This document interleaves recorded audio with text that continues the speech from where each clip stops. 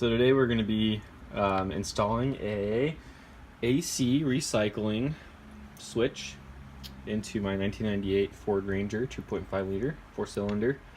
The reason behind wanting to do this is to disengage the AC compressor when I have a cool cabin already and I don't want to add the extra strain of the compressor onto the engine, and to basically save a little bit of gas mileage. Items you're going to need are some wires like this. You're going to need some spade connectors, both male spade wire connector and this female spade wire connector. These wire connectors connect on pretty easy. What you're going to do is you're going to strip whatever wire you're using. You're going to insert it into the back end here, and then you're going to crimp it with your wire cutting crimping tool. What you're going to want to do is you're going to want to put a male end on one end of this wire and a female end on the other end of this wire. You're going to do that to a second wire, just exactly the same. Now the other thing you're going to need is a switch like this. You can pick these up at Fry's, Radio Shack, if those still exist on other parts of the world here.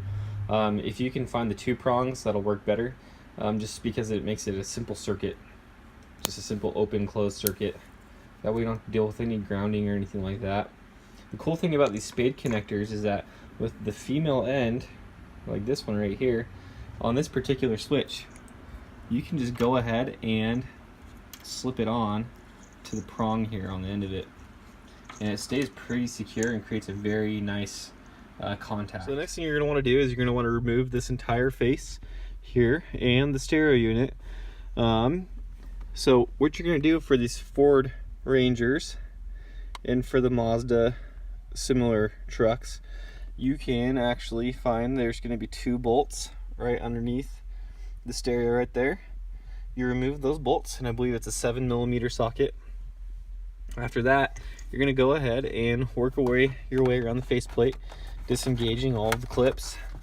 I've already done that quite a bit, so I can go ahead, since I've already removed this cigarette lighter, I can use this to kind of pull out that side.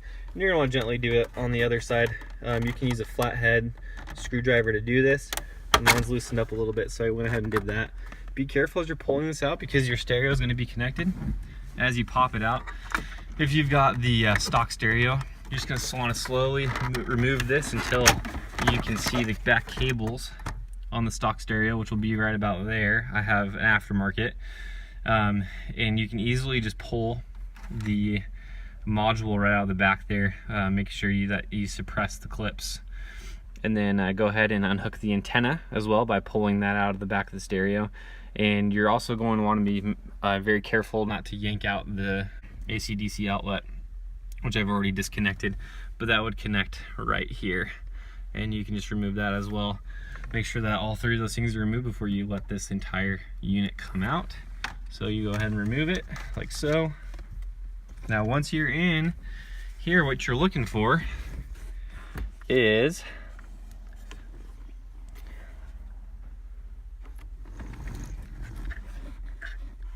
this unit right here. It's going to be on the far right, and it makes sense because it connects to the back of your air conditioning knob, right? You're going to go ahead and remove that. Once you've removed this unit here, you're going to want to make sure to bring it from underneath here to give yourself a little excess room to work with. And then after that, what we're going to be doing is we're going to be cutting this purple wire right here.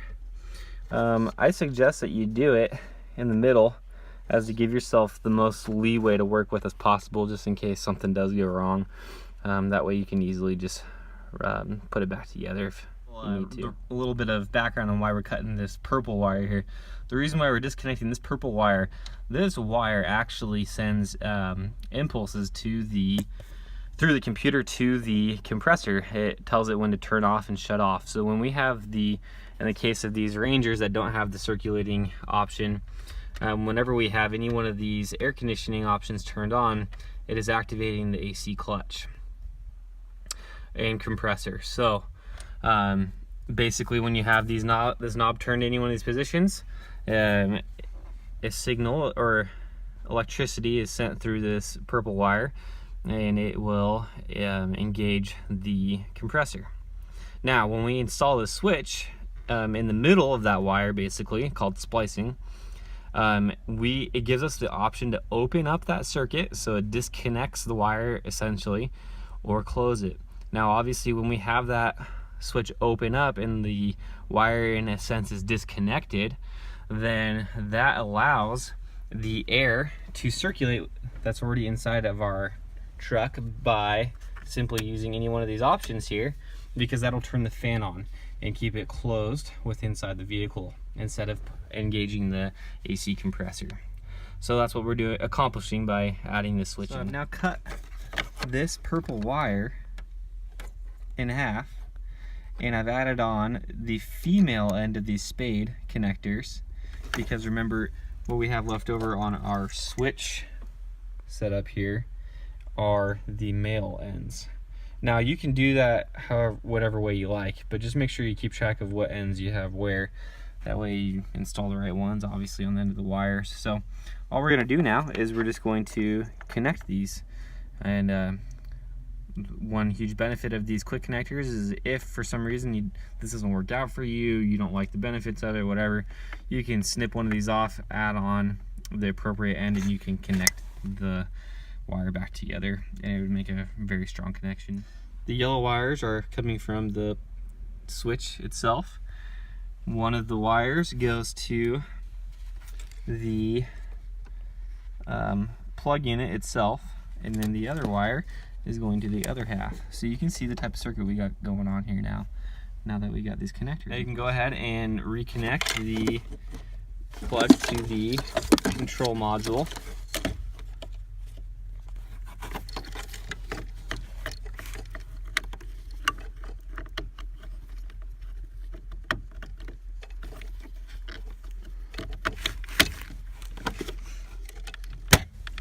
There we go.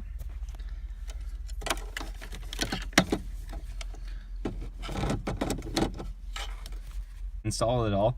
You can go ahead and measure out the switch size, and with a Dremel tool you can cut out on the faceplate wherever you like where you want to install the switch. So lucky for me, I've got these quick connectors. I can just go ahead and disconnect them, and we can make the hole right now for the switch on my faceplate. Once you've got it all cut out, you can just stick that switch in, connect the wires.